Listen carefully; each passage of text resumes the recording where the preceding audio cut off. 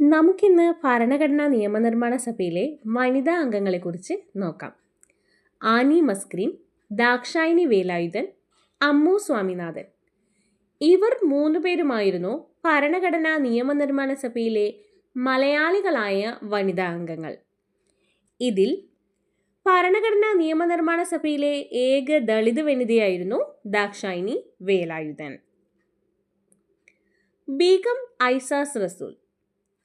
ഇവരായിരുന്നു ഭരണഘടനാ നിയമനിർമ്മാണ സഭയിലെ ഏക മുസ്ലിം വനിത. അടുത്തത് സരോജിനി നായിഡു ആണ്. സ്വാതന്ത്ര്യാനന്തര ഇന്ത്യയിൽ ഗവർണറായ ആദ്യ വനിതയാണ് സരോജിനി നായിഡു. അടുത്തത് സുജേത കൃപലാനിയാണ്. സ്വാതന്ത്ര്യാനന്തര ഇന്ത്യയിൽ മുഖ്യമന്ത്രിയായ ആദ്യ വനിതയാണ് സുജേത കൃപലാനി. യുപിയിലെ മുഖ്യമന്ത്രിയായിരുന്നു അവർ.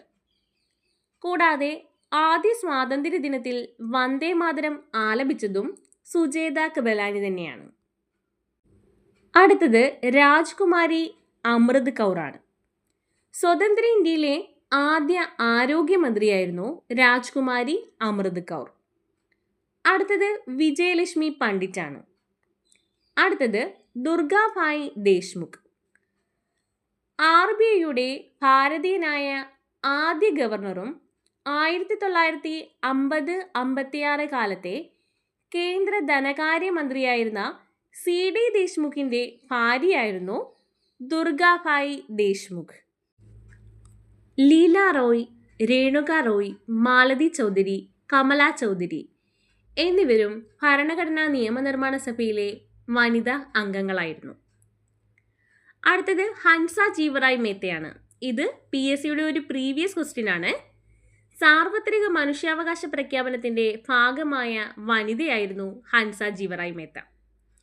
കൂടാതെ 1947-48 UN മനുഷ്യാവകാശ കമ്മീഷനിലെ ഇന്ത്യൻ പ്രതിനിധി കൂടിയായിരുന്നു ഹൻസ ജീവറായ് മേത്ത.